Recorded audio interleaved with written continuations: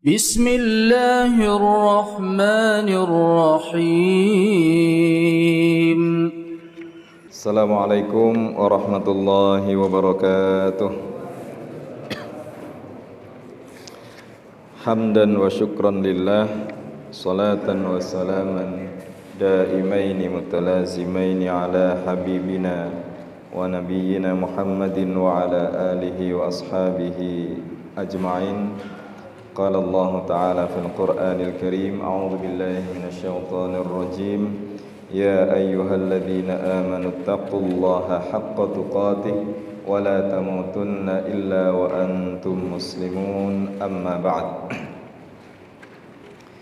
Hadirin jamaah salat maghrib Masjid Nurul Ulum rahimakumullah, marilah kita pada kesempatan sore atau malam hari ini tidak lupa kita bersyukur kepada Allah Subhanahu wa taala, bersyukur atas nikmat yang Allah berikan, bersyukur atas nikmat iman dan Islam, bersyukur atas segala yang Allah karuniakan dalam kehidupan kita sehingga kita dapat menjalankan aktivitas kita, bisa beribadah kepada Allah, bisa melaksanakan sholat, bisa berdoa, bisa menjalankan fungsi kita di masyarakat. Semuanya itu merupakan nikmat yang Allah berikan, yang patut kita syukuri, dan insyaallah Allah Subhanahu wa taala akan menambah nikmat itu di dalam kehidupan kita.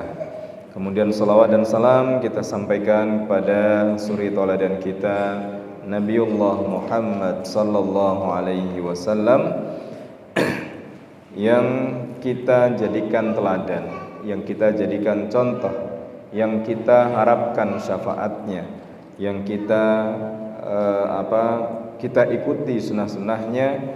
Semoga Allah Subhanahu wa taala meridhoi kita di dalam menghidupkan sunnah-sunnah Nabi Muhammad sallallahu alaihi wasallam di dalam kehidupan ini. Hadirin yang dirahmati Allah, pada kesempatan malam hari ini hadis yang kita bahas itu tentang 5 macam mati syahid. Jadi 5 macam mati syahid. Pembahasan tentang kesyahidan ini sebenarnya dibahas di dalam sunnah Nabi, di dalam hadis itu cukup luas. Kita bahas dari sisi macamnya saja untuk malam kali ini. Kita baca hadisnya. Bismillahirrahmanirrahim. An Abi Hurairah radhiyallahu anhu qala qala Rasulullah sallallahu alaihi wasallam, asy-syuhada'u khamsatun, al-mat'unu wal mabtunu wal ghariqu wa sahibul hadmi wasyahidu fi sabilillah, muttafaqun alaih. Artinya hadis ini diriwayatkan dari sahabat Abu Hurairah radhiyallahu anhu. Beliau berkata, Rasulullah sallallahu alaihi wasallam bersabda, orang yang mendapat derajat syahid ada 5 macam, yaitu yang meninggal karena wabah ta'un, yang meninggal karena sakit perut, yang meninggal karena tenggelam, yang meninggal karena reruntuhan, dan orang yang gugur di jalan Allah. Muttafaqun alaih. Hadis riwayat Bukhari Muslim. Bapak Ibu yang dirahmati Allah, syahid itu merupakan istilah agama, di mana karena istilah syahid itu merupakan istilah agama inilah kemudian orang mengharapkan kematiannya bisa kematian syahid, mendapatkan kesyahidan dalam kematiannya. Dan syahid ini juga identik dengan orang yang meninggal karena peperangan atau jihad fisabilillah. Dan inilah yang kemudian istilah ini kemudian digunakan untuk sesuatu yang tidak sepantasnya. Nah, jadi tidak sepantasnya. Karena akhirnya kita mendengar dalam beberapa kasus, entah itu karena motifnya ideologi, motifnya itu karena rekayasa, atau motif-motif yang lain, ada pengeboman, kemudian pengerusakan dan lain sebagainya, kemudian orang yang meninggal itu dikatakan sebagai syahid. Nah, ini akhirnya menjadi kata-kata ini atau istilah ini menjadi istilah yang konotasinya itu tidak baik. Jadi ini kita ada banyak atau beberapa istilah dalam agama ini karena penyalahgunaan atau digunakan pada sesuatu yang tidak pantas atau tidak tepat, sehingga kemudian istilah itu menjadi istilah yang konotasinya jelek. Banyak syahid, kemudian karena orang yang mati syahid ini kemudian mendapatkan banyak kenikmatan yang Allah berikan. Kemudian istilah khilafah, istilah khalifah, kemudian istilah syariah, dan beberapa istilah agama yang lain. Maka menempatkan istilah itu pada tempatnya dengan tepat, dengan benar, ini yang sebenarnya perlu kita fahami. Jangan sampai kemudian istilah yang benar tetapi kemudian diidentikan yang salah, sehingga istilah itu menjadi salah, sehingga hilang dari istilah agama. Ini yang berbahaya. Nah, ini yang berbahaya. Maka di sini kita akan bahas tentang mati syahid. Mati syahid. Rasulullah Shallallahu Alaihi Wasallam menjelaskan di sini bahwasanya orang yang dikatakan mati syahid itu ada 5, ada jenisnya, ada 5, macamnya ada 5. Ada beberapa riwayat yang menjelaskan ada 7, tetapi kemudian para ulama mengumpulkan hadis tentang mati syahid ini macamnya banyak, 20 lebih. 5 ini hanya sebagian saja, yang lain masih banyak. Dan kita bahas ke 5 ini dulu. Bapak Ibu yang dirahmati Allah, bisa dibaca pada poin yang pertama. Apa sih yang kemudian dinamakan dengan mati syahid itu? Jadi mati syahid itu apa? Secara bahasa syahid, ini istilah bahasa Arab, syahida, menyaksikan. Mati syahid, mati yang disaksikan. Siapa yang menyaksikan? Kan gitu. Mati yang disaksikan, diketahui. Kemudian syahid juga mempunyai arti makna hidup. Maka kemudian di sini kami sampaikan, orang yang mati syahid, orang yang syahid adalah orang yang ketika hendak mati atau sakaratul maut, syahida, dia menyaksikan apa yang Allah janjikan terhadap dirinya. Kemudian ketika dia akan meninggal, dia menyaksikan para malaikat turun kepada mereka. Atau kemudian dia melihat ruhnya, melihat kenikmatan yang Allah janjikan kepada mereka. Ini beberapa makna dari mati syahid atau syahid itu sendiri, disaksikan. Siapa yang menyaksikan? Secara manusiawi disaksikan oleh orang banyak, karena orang yang mati syahid ini tadi konotasinya adalah orang yang berperang. Orang perang itu kan mesti disaksikan orang banyak, nggak ada perang diam-diam. Tahu-tahu meninggal, oh dia meninggalnya perang sama siapa, kan gitu. Namanya perang itu kan mesti ada lawannya. Orang meninggal, dia dipersaksikan, itu secara lahiriah. Kemudian dia disaksikan oleh malaikat, disaksikan oleh Allah, kemudian dipersaksikan oleh orang banyak apa yang dilakukan sehingga dia meninggal seperti itu. Maka menarik Bapak Ibu yang dirahmati Allah, ada seorang sahabat. Jadi syahid ini selain dicari juga takdir. Nah, selain dicari juga takdir. Mungkin kalau ada Bapak Ibu sekalian ada yang tahu, ada salah seorang sahabat, dia panglima perang, kemudian diakui keahliannya di dalam berperang, di dalam memimpin pasukan, dan berkali-kali diamanahi untuk menjadi panglima, berperang sampai masa Umar bin Khattab kalau tidak salah.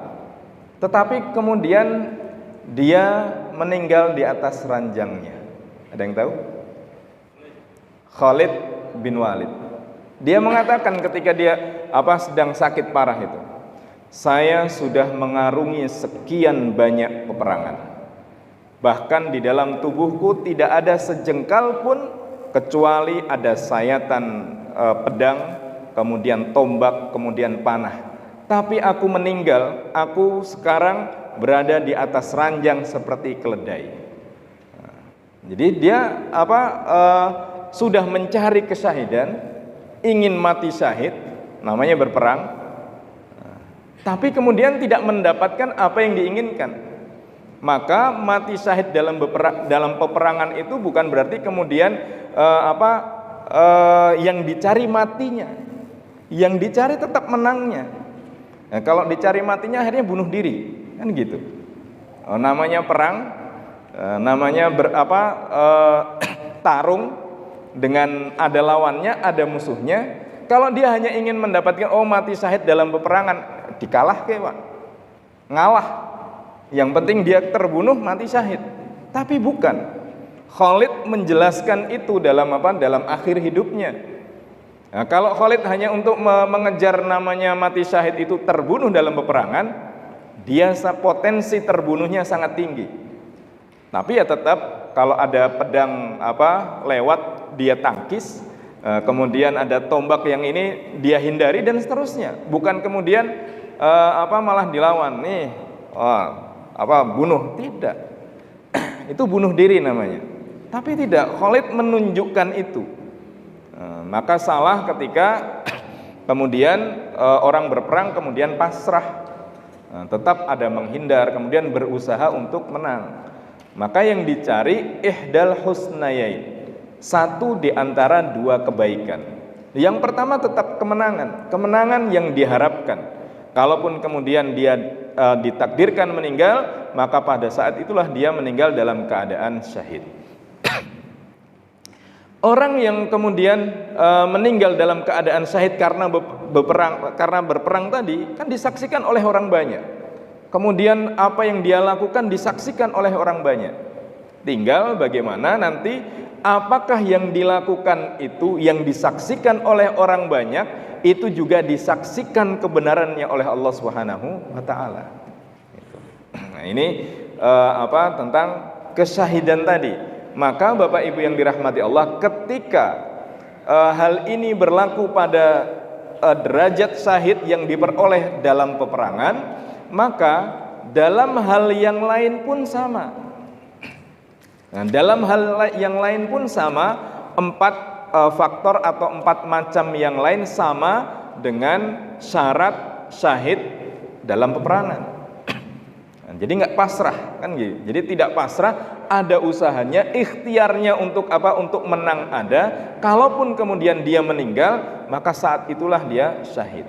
Satu, yang kemudian niatnya karena Allah, niatnya dia berperang, tujuannya, motifnya itu benar atau tidak. Maka di sini Bapak Ibu yang dirahmati Allah, dalam poin yang kedua, sebelum kita masuk beberapa macam itu, paling tidak orang yang mati syahid itu ada 3 kategori. Yang pertama adalah syahid dunia dan akhirat, kemudian syahid akhirat, dan yang ketiga syahid dunia. Syahid dunia dan akhirat itu sebagaimana yang disampaikan di dalam sabda Rasulullah SAW. Sabda ini sangat terkenal ketika salah seorang sahabat bertanya kepada Rasulullah, wahai Rasulullah, ini ada orang yang berperang, yuqatilu syaja'atan, hamiyatan, wariyaan. "Wahai Rasulullah, apa pendapat Anda tentang orang yang berperang syaja'atan karena dia ingin dikatakan sebagai orang yang pemberani?" Kan gitu. Secara lahiriah tidak terlihat. Tapi hati itu adalah hubungan manusia dengan Allah. Tapi secara lahiriah, wah orang ini hebat. Gitu. Dia berperang karena keberaniannya. Akhirnya kalau kemudian dalam riwayat yang lain dikatakan, engkau berperang karena hanya ingin dikatakan sebagai orang yang pemberani. Maka kalau cerita masalah para sahabat kemudian ingin berperang untuk mendapatkan syahid, itu luar biasa. Ketika terjadi perang Qadisiyah di Persia, ada salah seorang sahabat nama lengkapnya saya lupa, namanya Al-Qaqqa. Dia ini dikatakan bahwasanya satu orang yang namanya Al-Qaqqa ini lebih hebat daripada sekian kompi pasukan. Saya mending dikasih orang ini satu daripada dikasih orang banyak. Tapi sahabat ini dia sedang dihukum, sedang dipenjara karena ada kesalahan lah, sedang dipenjara. Nah, suatu ketika sahabat ini kemudian merayu penjaga untuk dikeluarkan. Tolong saya dikeluarkan sehari saja. Pertama nggak ada yang berani, tapi akhirnya rayuannya berhasil. Sahabat ini kemudian keluar dari penjara, kemudian dia tutup mukanya, tidak terlihat kecuali matanya, kemudian keluar. Dan kebetulan kuda yang dipakai adalah kudanya Sa'ad bin Abi Waqqas. Sa'ad bin Abi Waqqas pada waktu itu sebagai panglima perang Qadisiyah sedang sakit, jadi beliau memimpin peperangan di atas benteng, tidak turun. Ketika terjadi peperangan, Sa'ad bin Abi Waqqas melihat ini ada orang pakai kuda saya, kemudian berperang seperti orang yang aku kenal, yaitu Qaqqa tadi, Al-Qaqqa. Tapi tidak mungkin karena dia ada di penjara. Dia perang, kemudian hanya satu orang itu kemudian berhasil memukul mundur pasukan Persia yang begitu luar biasa. Sampai kemudian sore dia balik lagi ke penjara. Setelah diselidiki ternyata benar bahwasanya itu adalah sahabat tadi. Akhirnya kemudian dikeluarkan. Nah, di sini Bapak Ibu yang dirahmati Allah, kita bisa mengambil salah satu pelajaran bahwasanya mendapatkan mati syahid itu menjemput takdir, bukan kemudian memasrahkan diri. Yang penting saya masuk ke medan peperangan kemudian mati, tidak. Tapi yang diinginkan tetap adalah kemenangan itu. Maka inilah yang kemudian dikatakan oleh Nabi sebagai syahid dunia dan akhirat. Berperang bukan karena ingin dilihat sebagai orang pemberani, berperang bukan karena hamiyah, karena fanatisme golongan. Kan ada itu mati hidup karena kan gitu. Jadi bukan karena itu nanti pembelaan yang membabi buta, berbahaya. Dari sisi akidah itu berbahaya.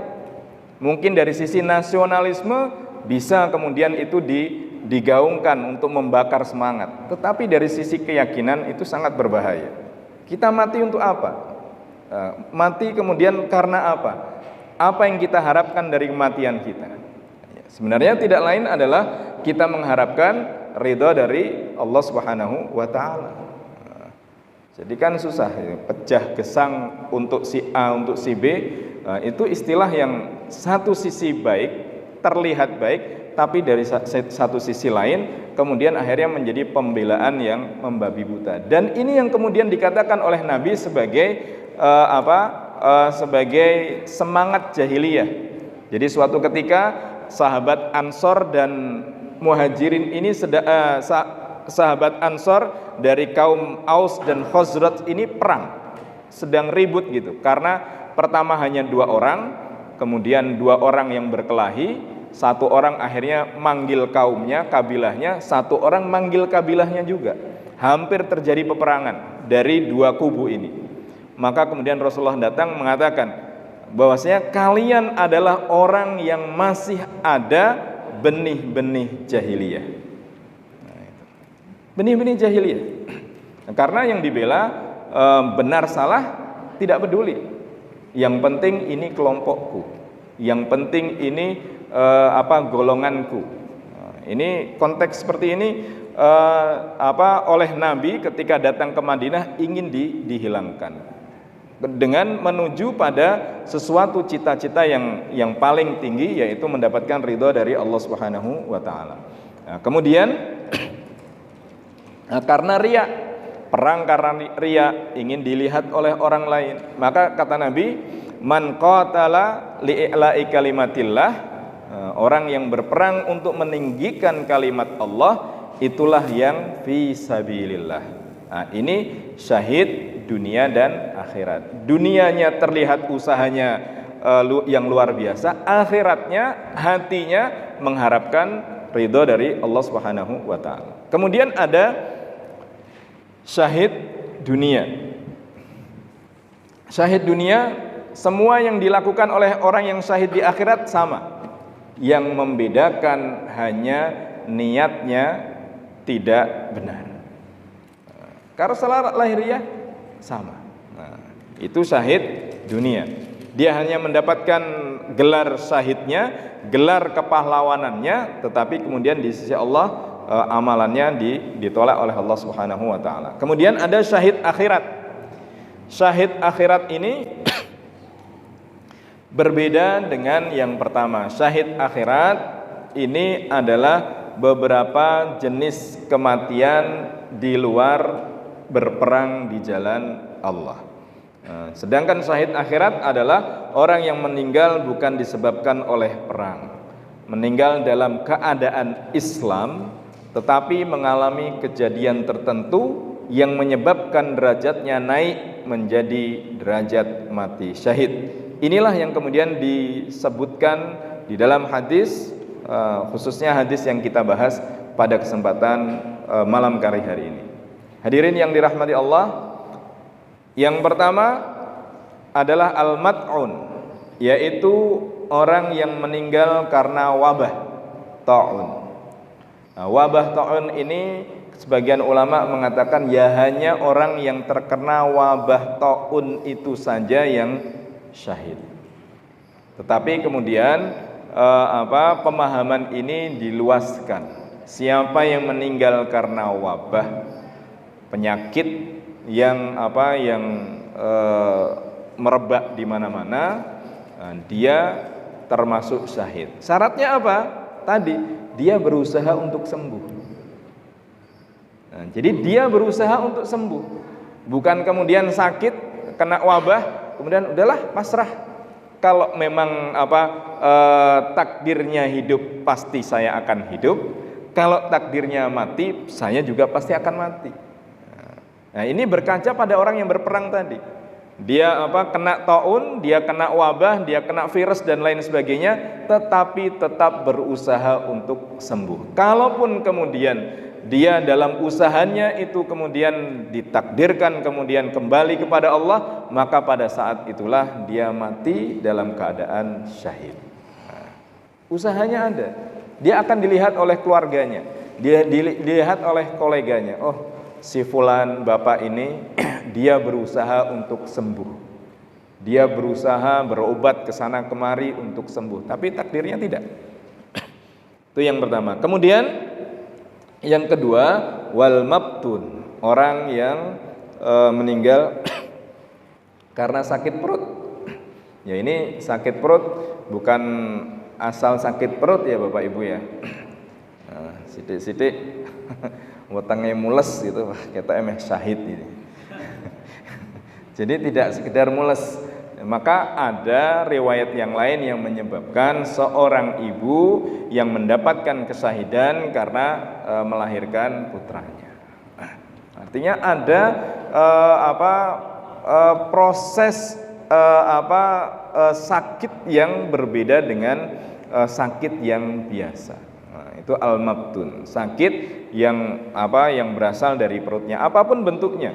Nah, ketika kemudian rasa sakit yang begitu terasa, kemudian dia berusaha untuk sembuh, kalaupun kemudian ditakdirkan meninggal, dia mendapatkan kesyahidannya. Kemudian wal gharik, dan orang yang meninggal karena tenggelam, ini juga sama. Maka kalau masih ingat dulu ketika ada kapal selam yang meninggal itu, yang tenggelam, maka kan sebagian mengatakan ketika muslim maka dia mendapatkan kesyahidannya. Syahid karena tenggelamnya, syahid karena menjalankan tugasnya, syahid karena mungkin menjaga jiwanya, dan seterusnya. Itu yang ketiga. Yang keempat, wasahibul hadmi, orang yang terkubur, orang yang terkena reruntuhan. Ini sama. Begitu ada gempa misalnya, dia berusaha menyelamatkan diri, maka itu adalah ikhtiarnya. Kalaupun kemudian dia kemudian akhirnya meninggal, maka dia mendapatkan kesyahidannya. Oleh karena itu, Bapak Ibu yang dirahmati Allah, beberapa bentuk kematian yang kemudian dikatakan sebagai kematian yang menghantarkan seseorang kepada kesyahidan, tidak hanya 5 ini, masih banyak tadi saya sampaikan. Itu karena mereka mengalami proses kematian yang dahsyat, proses kematian yang tidak seperti biasa, proses kematian yang menyebabkan dia dosanya digugurkan oleh Allah Subhanahu wa taala, yang menyebabkan kemudian derajatnya diangkat oleh Allah Subhanahu wa taala. Ada orang sakit, derajatnya diangkat oleh Allah. Ada orang yang sakit tetapi kemudian derajatnya tidak diangkat oleh Allah Subhanahu wa taala. Ada orang sakit berusaha untuk sehat. Ada orang yang sakit kemudian pasrah dengan sakitnya. Ini tentunya berbeda.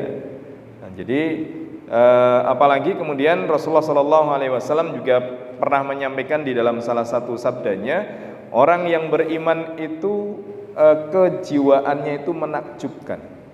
Dia tidak kalah dengan apa yang dia hadapi. Ajaban li amril mu'min, inna amrahu kullahu lahu khair. Sungguh menakjubkan orang yang beriman itu. Segala yang dia hadapi semuanya baik. In asobathu sarra syakara fakana khairal lahu. Ketika dia mendapatkan kelapangan hidup, dia bersyukur dan itu baik baginya. Wa in asobathu dharra sabara fakana khairal lahu. Ketika dia mendapatkan musibah, kesulitan, kesempitan, kemudian banyak halangan dan lain sebagainya, dia